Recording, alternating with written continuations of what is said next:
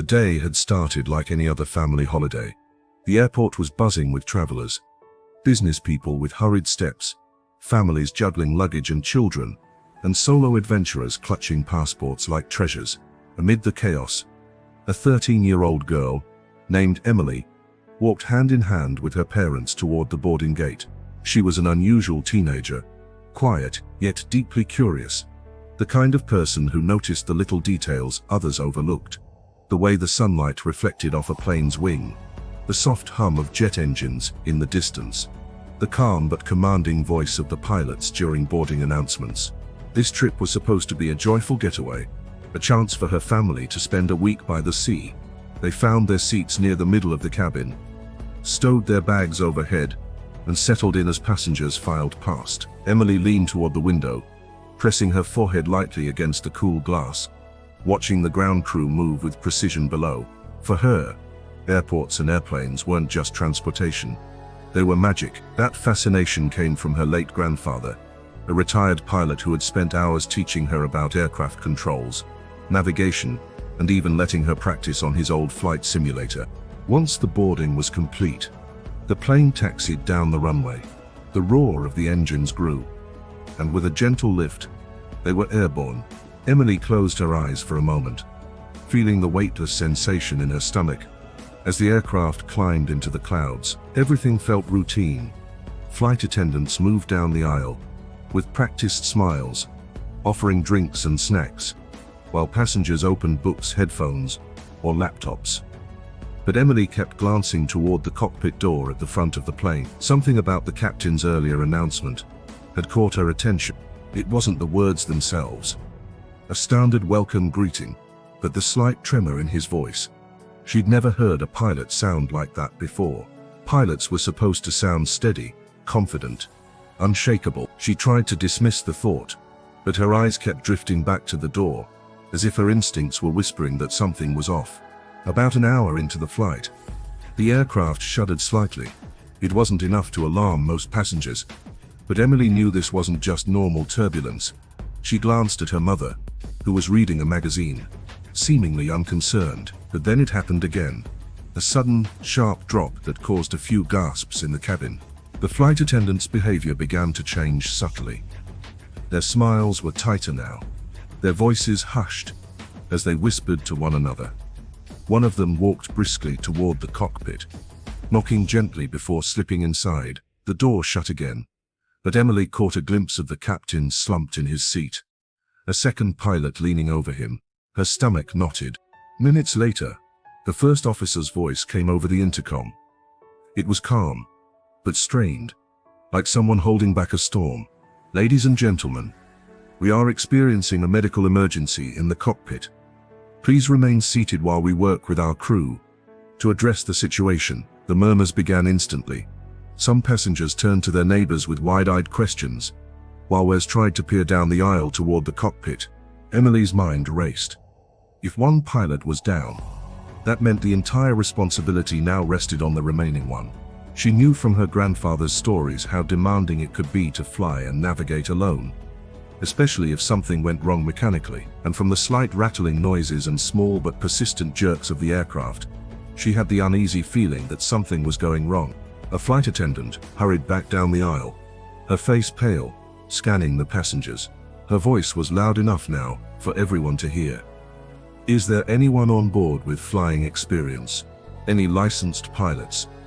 Dozens of heads turned, but no one raised a hand. The silence felt heavier than the cabin air.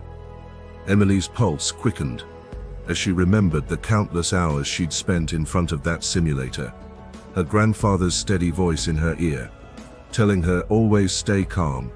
The plane listens to the hands that guide it. She swallowed hard, glancing at her parents.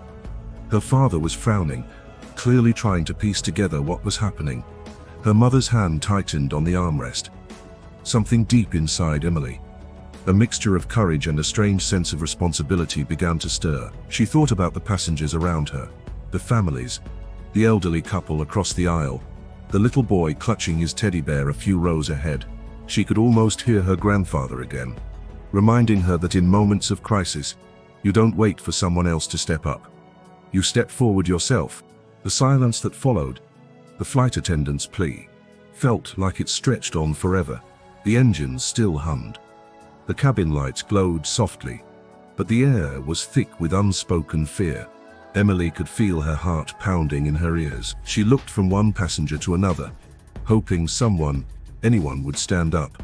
But no one did. People shifted in their seats, avoided eye contact, and clung to the fragile hope that someone else would take responsibility. Her hands were trembling, but her mind was clear. She knew she wasn't a pilot, but she also knew she wasn't starting from zero. Her grandfather had been meticulous in his teaching, explaining not just the what of flying, but the why behind every button, lever, and instrument. She could still picture the layout of a cockpit, could still recall the checklist he'd drilled into her memory: throttle, flaps, trim, altitude, heading. He used to joke, "Kiddo, one day this knowledge might come in handy." She had always laughed it off. Emily leaned toward her parents. "I think I can help," she whispered. Her father blinked at her, startled. "Emily, this isn't a game." She met his eyes with a seriousness he wasn't used to seeing from his daughter. "I'm not joking. I've spent hours on the simulator. I know how to work the controls, and I know the procedures for emergencies." Her mother's lips parted in disbelief, but there was no time for debate. Another light shudder rolled through the aircraft, causing the overhead bins to rattle faintly. Before either parent could respond, Emily pushed her seatbelt open and stood up. She walked down the aisle with more courage than she felt, raising her hand. "I've had flight training. Not official, but I know how to operate an aircraft. I can assist." The flight attendant froze mid-step, eyes scanning Emily's small frame as if trying to reconcile her age with her words. "Are you serious?" she asked, in a low voice. Emily nodded without hesitation. The attendant glanced toward the cockpit, then back at Emily. "Come with me." The moment Emily stepped through the narrow doorway into the cockpit, her breath caught. The space was smaller than she had imagined, but every surface was covered in buttons, levers, and glowing screens. The captain was slumped unconscious, his headset dangling from one ear. The first officer was sweating, his hands gripping the controls as he tried to keep the aircraft steady. "She says she can help," the flight attendant announced quickly. The first officer looked up, startled to see a teenager standing there, but desperation was etched on his face. "Kid, do you know how to read these instruments?" he asked, his voice tight. Emily nodded and pointed to the primary flight display. "Airspeed, altitude, artificial horizon. I can read them all. Tell me what you need, and I'll follow your lead." For a split second, the first officer hesitated, but the turbulence gave another jolt, and he made his decision. "All right, you're my co-pilot now. We've lost part of our autopilot system. I need you to monitor our altitude and heading. Call out any deviations immediately." Emily slipped into the empty seat, her fingers hovering over the controls, but not touching anything without instruction. Her eyes darted from one display to the next, checking the numbers. The first officer barked instructions, and she responded instantly. It felt surreal. The hum of the engines, the blinking lights, the pressure of knowing that 48 people's lives hung in the balance. As she worked, Emily's mind was a mix of instinct and memory. Her grandfather had told her that flying wasn't just about skill. It was about staying calm when the world around you wasn't. She steadied her breathing, focusing on the task at hand. Altitude holding at 32,000 feet. She reported, "Heading 087, stable." The first officer gave a short nod. "Good. Keep your eyes on it. If we lose another system, I'll need you to take manual control for a bit." Outside the cockpit windows, clouds rolled past, like endless waves of white. Inside, the tension was so thick, it felt like time itself was slowing down. Emily could hear her own voice in her head, repeating the words her grandfather had once told her. A pilot is just a calm mind guiding a powerful machine. But then, an alarm sounded, a sharp, piercing tone that made her pulse spike. One of the indicators began flashing red. Emily's eyes widened as she recognized it. Something critical had just shifted, and the first officer's expression darkened. The alarm blared relentlessly, a high-pitched cry that sent a shiver down Emily's spine. The flashing red light marked a malfunction in one of the hydraulic systems, a critical component that helped control the plane's flaps and rudder. The first officer's jaw tightened as he quickly assessed the situation, flipping switches and muttering under his breath. "We've lost partial hydraulic pressure," he said, more to himself than to Emily. Then his eyes snapped to hers. "Kid, this means we're going to be working twice as hard to keep her steady. Watch the vertical speed indicator closely. If we start dropping, tell me immediately." Emily nodded, her gaze locking on the instrument. The needle quivered, but stayed near zero for now. Her mind raced back to simulator sessions in her grandfather's study, where they'd pretended to lose different systems mid-flight. He had drilled into her the importance of teamwork and communication in a cockpit. Now, sitting in a real aircraft, with real lives depending on her, she understood the weight of those lessons in a way she never could before. The first officer adjusted the yoke, the plane groaning in response. Emily could feel every vibration through the seat, every subtle shift in the cabin's air pressure. "Throttle back to 78%.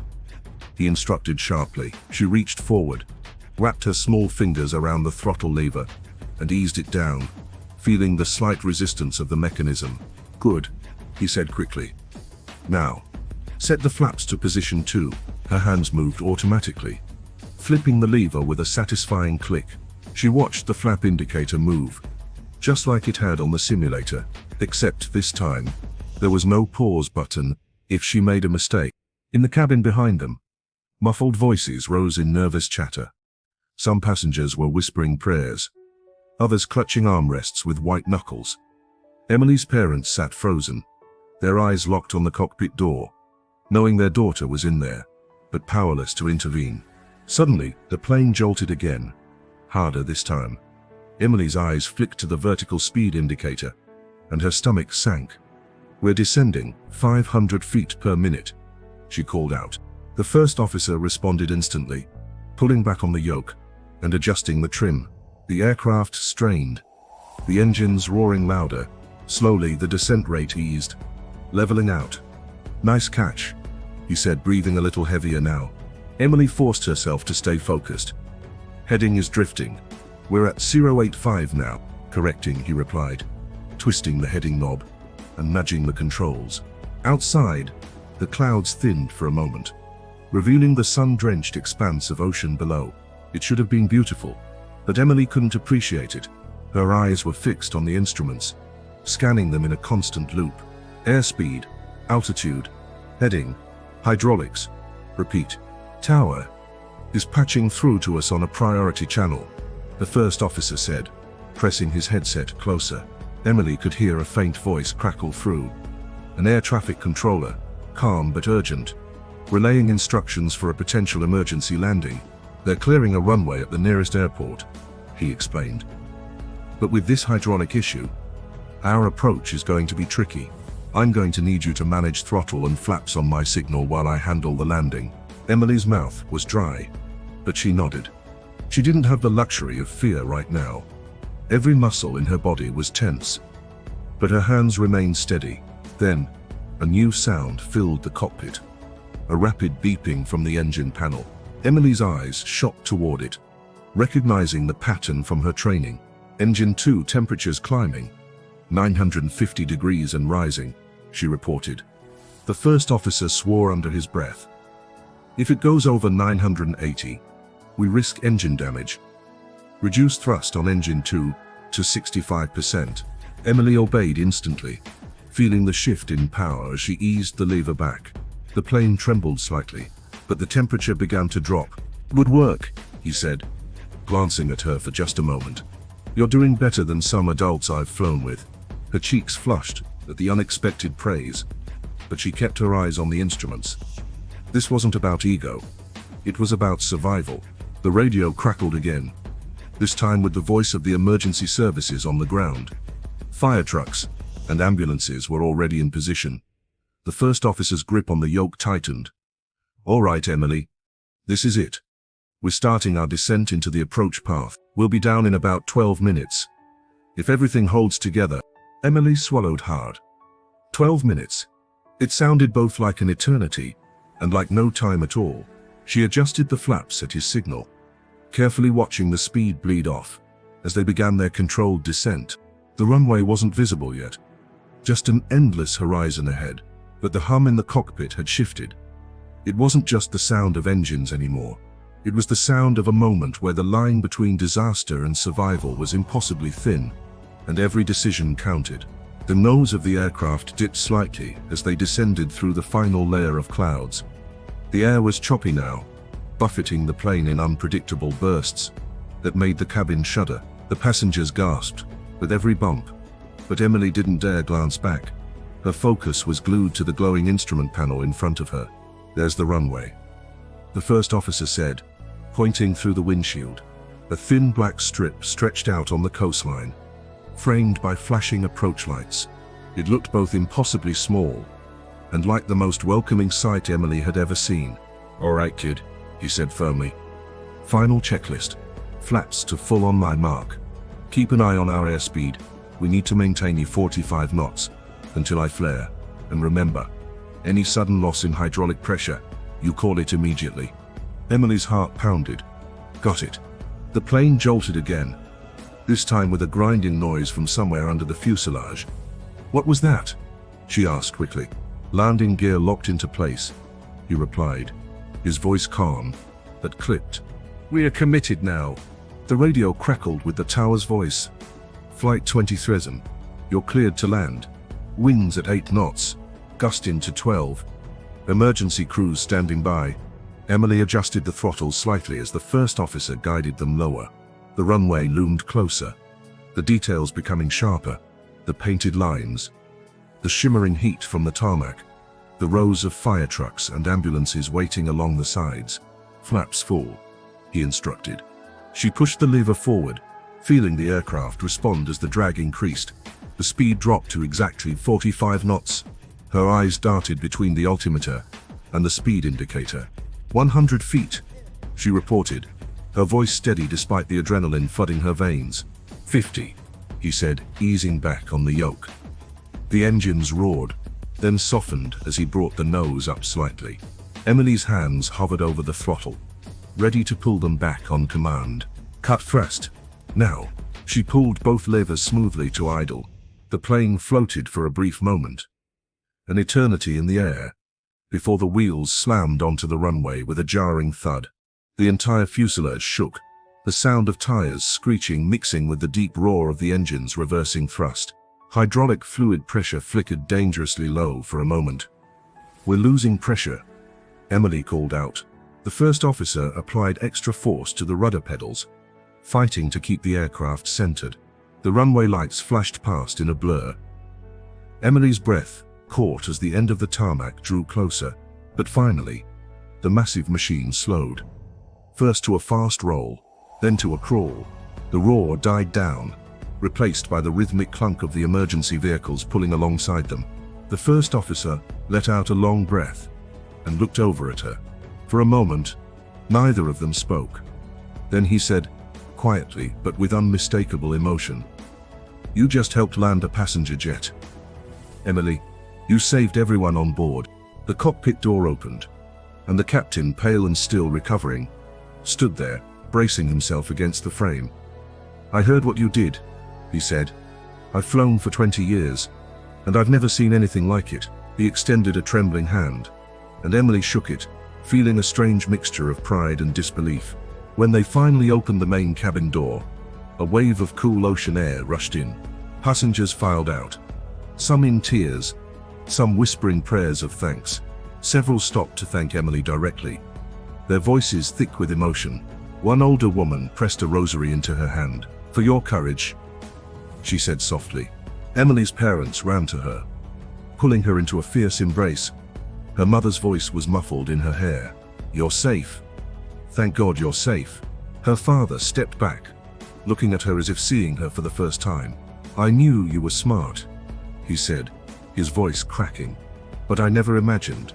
He shook his head, unable to finish. Reporters swarmed the tarmac, but the first officer shielded Emily from the chaos, guiding her toward the terminal. "You don't need to answer their questions right now," he told her gently. Let's get you in. Later, in a quiet airport lounge, an airline representative came to speak with her family. "We will be nominating Emily for the Civilian Air Medal," she said with a smile. "It's the highest honor we can give someone who's not a trained pilot." Today, she proved that courage, skill, and a steady mind can make all the difference. Emily sat back in her chair, the weight of the day finally settling on her. She thought about her grandfather and all the afternoons they'd spent in his little simulator, laughing when they crashed into virtual mountains, or cheered when they landed in bad weather. She wished he could see her now. As the sun dipped below the horizon outside the terminal windows, Emily realized something. She had always loved flying, but now she understood it wasn't just about the machines or the thrill of the skies. It was about the lives inside those machines, and the responsibility that came with keeping them safe. And she knew, deep down, that this day wasn't the end of her flying story. It was only the beginning.